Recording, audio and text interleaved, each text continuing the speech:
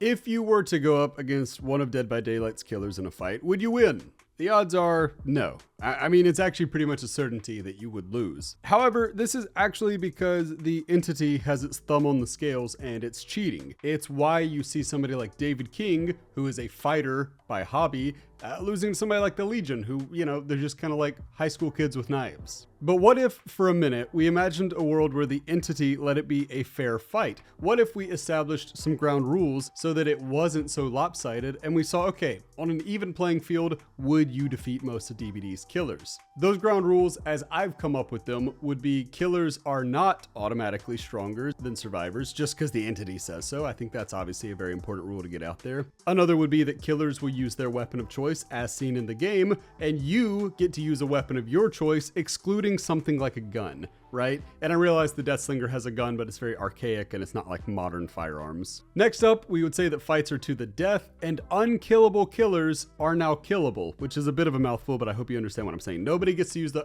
actually this one is literally impossible to beat. No, everybody is killable if you hit them in the right spot. And to set it up, all fights are assuming that both combatants are dropped on opposite sides of one of DBD's maps. They do not automatically know where the other person is, and they can choose to engage how they would like to. So with all this out of the way, let's ask the question of would you beat each of DBD's killers in a fight? I have broken this down into 5 categories. The first one is yes, you would beat a killer in a fight. This is the one where 90% of the time, I think you're going to win this fight. After that, we have likely, which is the ones where 75% or so of the time, I think you're going to win this one. There are ways you could lose it, but you should feel generally confident. After that, we have the maybe category, which is what I'm using for toss-ups. This is one where if you did it 100 times, you're probably going to win 50 of them and you're probably going to lose 50 of them. After that, we have the doubtful category. This is, again, pretty simple math here. About 25% of the time, you may luck out and win, but the overwhelming majority of the time, you are going to lose. And finally, we have the no category, which for some of them, it's going to be 100% of the time you're going to lose, and some of them, it's like 90% of the time you're going to lose. These are the ones that are really, really tough fights that you just don't match up well for. So in the name of wasting as little time as possible, let's get into this and start going through the yes category, the ones I think you will beat an overwhelming amount of times. We start off with the nurse. And yeah, I know DBD's strongest killer being in the easily beatable category is a strange sight to see, isn't it? But here's the thing, blinking in DBD is nice, but the nurse would get destroyed in a fair fight. She's frail, asthmatic, and she chose to bring a bone saw as a weapon. Without the entity holding her hand, that is an easy dub for anybody fighting her. Next, we get the Hag, and much like Nurse, Hag is extremely frail. One well-placed strike would likely break one of her emaciated bones, and while I don't doubt that her deformed claw would hurt if it made contact with you, I really don't see it coming to that. As soon as she pops out of a trap, she's getting whack-a-moled and it's over. Next is the Pig. This is a killer that's canonically not strong enough to lift the body of Detective Carey after she kills her. So she only wins because she rigs the game. Even then, both Eric Matthews and Xavier overpower her easily. Of all the fights on this list, this one is likely to be the easiest. Next, for the last one in this category, we have the Legion. And it's important to note that I'm saying the average person could beat Frank, Julie, Susie, or Joey, meaning individually. Altogether, the 4 would overpower most enemies by sheer numbers. That said, the Legion is pretty useless one-on-one. Susie would be the easiest to beat, seeing as she is the smallest and most anxious. Joey just doesn't have that dog in him. Julie and Frank are psychotic enough to be dangerous, but at the end of the day, they're still just angry juveniles. So I think you win this one. Moving along to the likely category, the killers you would probably beat, but there is definitely a path to victory for the killer here. We start off with Freddy. The only chance the Diddler has is if you fall asleep. Outside of that, this will be a very, very quick fight. This man gets absolutely wrecked every time he steps into the real world, and I don't see why that should change now. Most people would destroy the Fredophile. Next is the Plague. She is definitely going to get you sick, and she has good reach, but the benefits end there for Adiris. She's rotting and sickly herself, and I don't see a shred of muscle on those arms. Additionally, her weapon of choice leaves a lot to be desired. I have no doubt that she would leave her mark, but her path to victory is very difficult to plot out. Next in this category, we have the Twins. Having a numerical advantage over your opponent usually makes a big difference, but the keyword here is usually. Victor is a nuisance who regularly gets kicked and slammed to death, so he doesn't really factor in much here. Get him out of the way early and you'll be left with Charlotte, an enemy who has 0 special powers and 1 gaping wound. She's also not a trained warrior to any degree, so even somebody with a school level background in sports can likely outdiscipline her. The only threat here is if Victor manages to get your eyes or something like that, but again, I don't see it happening. Oh, and the sickle is a horrible, terrible, very bad choice of weapon unless your opponent is made out of wheat, so there's that too. And finally, we wrap it up with Chucky. People always love to harp on about how Chucky's dangerous because he has the strength of a full-grown man, but I'm not impressed by that. You know who else has the strength of a full-grown man? Me, a full-grown man. So that's not much of an advantage. What is an advantage is having several feet in height and reach over your opponent. Given that we all know what Chucky is and that we need to kill him, this cheap plastic is getting dumpstered and he's not going to surprise you. The only reason he's in likely instead of yes is because he is technically sneaky and he's shown the ability to get the drop on people. However, I just really don't see that happening in this arena style fight that we've set up. Now we get to the maybe/toss-up category. These are the 50-50s. They could go either way. We're going to start with Bubba, and the dichotomy with Bubba is that on one hand, he is slow, unintelligent, and generally cowardly, which may surprise some people. On the other hand, he has the strength of a bull and the temper of, well, a bull. He's undeniably deadly, but there are too many ways to defeat Bubba for him to be listed as being any more deadly than a maybe. Intimidation and trickery would likely do wonders against Bubba, though you're always one hammer blow to the skull away from death. Think of him as Gregor Clegane and yourself as Oberyn Martell. You are faster, smarter, and better prepared. He's slow and clumsy, but also strong enough to smash your head in with ease. It's a true toss-up, but you should win this one as long as you don't get caught monologuing. Next is the Spirit. If this were the Spirit at her full entity strength, this one would likely get messy. For you. Assuming it's a somewhat even playing field though, you definitely have a chance against Rin Yamaoka. She wears no armor, or clothing for that matter, and is prone to fits of rage. Her phasing offers a directional sound, so patient warriors can track her movements. I do lean towards Spirit here, but one well-placed blow would kill her, and again, given that she's essentially naked, she is highly susceptible to damage, so this one's a 50-50. Next is the Wraith. Wraith is a lanky pacifist with a questionable weapon. That said, he can also turn invisible, so who knows? Maybe he lands the first blow and that's enough. I like his reach and strategy, but I ultimately question his mettle. I lean towards picking his opponents, but hey, you never know. Up next, we have the Ghostface, and I don't doubt Ghostface is good at carving up opponents, but at the end of the day, he is a snake in the grass. He hides out of sight and strikes when his enemy offers the least resistance. He's not likely to have that benefit here, meaning the fight could well and truly go either way. Humans don't often lose to snakes, but hey, it is always a possible outcome. Up next, we have the Death Slinger, and the deciding factor for this fight is going to be the venue. If Slinger can force you into a clearing of some kind, you're an easy target and he's going to show you what your entrails look like. If the corridors are narrow, however, I think it's entirely possible to get the jump on an opponent that is slow and perpetually hobbled. You'll have to strike when the moment presents itself, but I think most people could realistically win this one. Still, again, it's in this category because it could go either way. Next, we get the Trickster. For all of his malice and cruelty, Trickster is really just Korean Patrick Bateman. Yes, he's deadly, and yes, I do favor him slightly, but his exposed abdomen and head make for very promising targets. He doesn't have the entity boosted main event capability here either, so a win is possible for both sides. Next, we get the Skull Merchant, and here's the thing with Scully. She is a good tracker, but her weapon is impractical due to it being attached to her arm rather than grasped in her hand. She limits her own skill expression with her choice of blade, and ultimately, an opponent is very likely to get the better of her. Still, she is nasty, gritty, and smart, so don't count her out because she could very much kill you. Next is Pyramid Head, and you probably expected Pyramid Head to be an easy no, but the question remains, does it even want to kill you, or is it merely here to guide you to a life lesson like it does for James Sunderland? Because we can't quite track its motives, I'll put this one as a toss-up. However, if it is hell-bent on killing you, you can move this one to no because your odds are grim. Finally, for this middle-of-the-road category, we get the Houndmaster. I struggled greatly with placing Portia in this activity because she's not all that scary herself, and her cane makes for a very weak weapon, but the dog is a notable X factor. Connie Corsi are large, powerful, aggressive dogs, making them formidable foes. You will have to kill the dog first. Thankfully, you're much smarter than a dog, and Snug isn't wearing any kind of armor. A victory isn't out of the question here, but be mindful that the dog likely knows to go for your throat, and this one could get messy very, very quickly. Moving on to Doubtful, we start off with the Trapper. On paper, Evan McMillan is just a guy with a machete. Sounds beatable enough.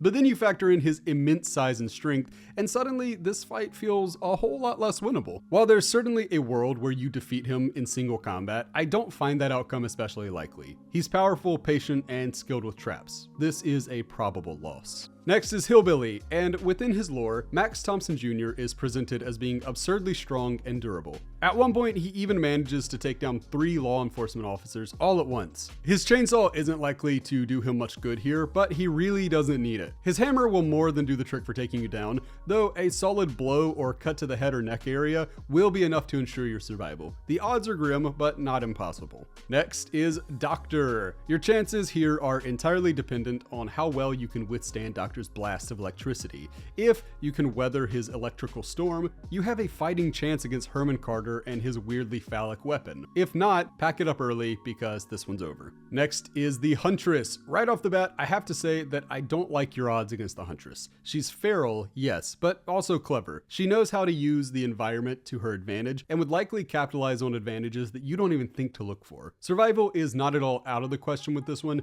but I would not count on it here. Next is the Clown. Kenneth Chase may seem like an easy win, but he's really not. Lore-wise, Clown has freakish strength and shocking speed during his athletic peak. While that's undeniably behind him, Clown is still what we might call strong fat, and not entirely unclever. I think most people would stand a fighting chance against him, if not for the fact that per the lore, he is resistant to his own gases, and he was even before the entity took him. He'll blur your vision and go in for the kill. It's cheating, yes, but it also probably gets him the win, and that's all he cares about. Moving on, we get the Blight. When using his serum, Blight is fast, powerful, and heavily resilient to damage. That's not good for you. Still, he is a drug addict, so at the end of the day, I can't rule out any scenario in which you get the better of him. The betting odds would have you getting caned to death, but that's far from a certainty. Next is the Cenobite, and this one is entirely dependent around whether or not you can solve the lament configuration in time. If not, you're absolutely doomed. If so, however, you will banish Pinhead back to hell, which sounds like a definitive win to me. Next, we have Wesker. On the surface, there is no way Wesker should be anywhere but firmly in the no category, and yet, whether this is fair or not, we have numerous games and films to reference where we can see Wesker get defeated by regular humans. Sure, Chris Redfield and company are extremely tough and highly trained, but they're not supernatural. Because of this, I'll say it's highly unlikely that you defeat Wesker in a fair fight, but it's not impossible. This dude loves to set himself up for failure.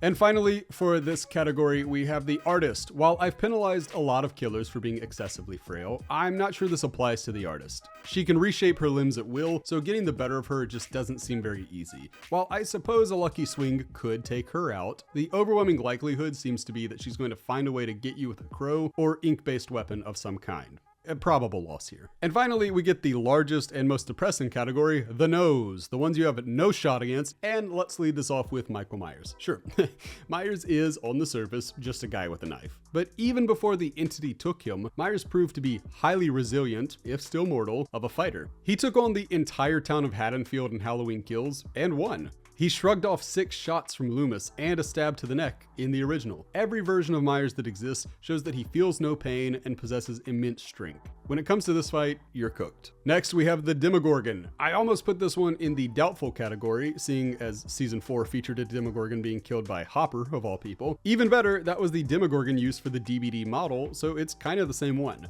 What makes this seem hopeless, though, is that Demogorgon was heavily outnumbered and managed to kill multiple assailants before falling itself. It shrugged off bullets, fire, and stab wounds before finally going down. In a 1v1, you're simply not killing this thing, no matter how brave or skilled you are. It's a loss. Next is the Oni, and this one comes down to skill. No matter how good you are, Kazan Yamaoka beats you in a fight to the death 100 times out of 100. He's armored, ruthless, and highly experienced. If he can cut down legions of samurai, he can best you in single combat. Make peace with God before heading into this fight, because I promise you're about to meet him. Next is the Nemesis. This is the rare case where a killer was made weaker by the entity, not stronger. Since those shackles have since been lifted though, your odds of winning are darn near 0. Nemesis is fast, tough, and extremely lethal. Whether he uses an outside weapon or just his biomatter, he's going to make quick work of you, and he likely won't break a sweat doing so. Next up is Sadako, and it's going to sound funny to those who don't realize just how strong Sadako is, but this is easily the least winnable fight in this exercise. When you approach Sadako,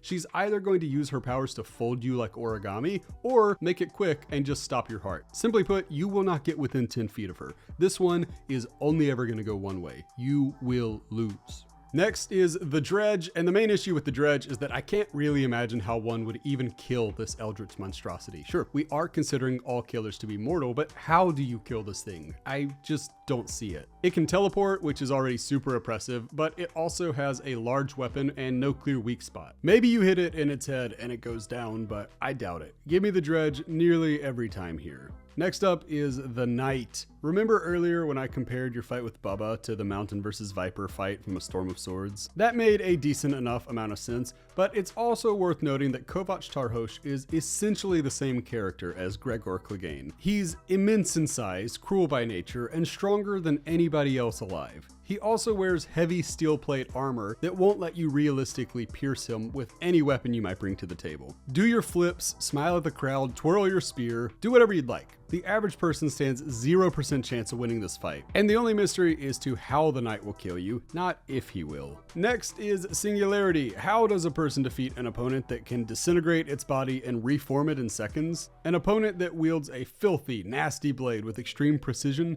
An opponent that doesn't get emotional and doesn't make mistakes? The short answer is that you don't. Hux is a killing machine, and the average person will absolutely never defeat him in a fight. Next up, the Xenomorph. But Ripley killed it in the original film, I hear you say. Well, there are a few reasons that doesn't actually matter. Firstly, you don't have main character plot armor. You're just as killable as anybody else who's ever lived. Also, the Xeno was likely dying anyway, given its strange behavior, so I don't think she really killed an alien at the apex of its strength. Lastly, Ripley is extremely badass, and the average person just doesn't compare to what she brings to the table. I'm not saying you won't land a single blow, but I will say that between the spear tail, the acid blood, the double mouths, and the highly impressive sneaking ability, the alien will find a way to get close to you, and after that, it will be game over, man. Game over. Next, the Unknown. Far from being human, the Unknown is a creature that can run at lightning fast speeds, shapeshift, and sprout deadly tentacles from its body like John Carpenter's The Thing. Even if you manage to hack its head off, who's to say that's of any relevance with this monster? Maybe its brain and heart are located elsewhere. Basically, I just don't think this is a winnable fight without the help of a nuclear bomb, and sadly, that is not an option for this fight.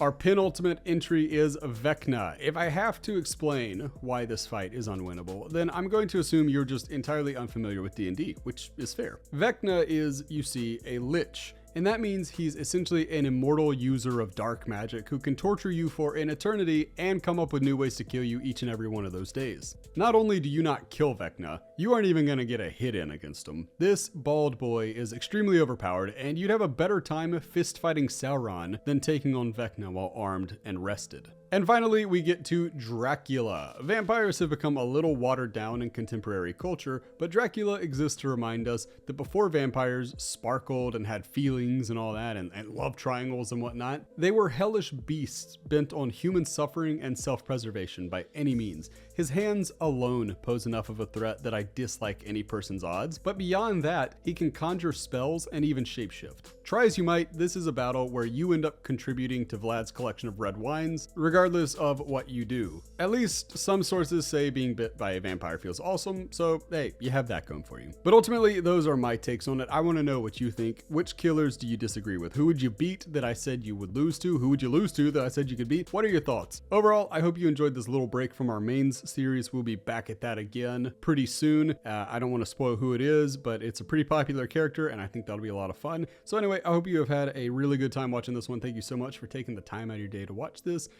Don't forget to like and subscribe if you feel like it, but if not, that's cool too. Anyway, until the next video, I've been Dustfood. Bye, friends. I've been dreaming on in my head like I've seen it. A life worth living is a life with meaning. I'll do what I love till my heart stops beating. I'm feeding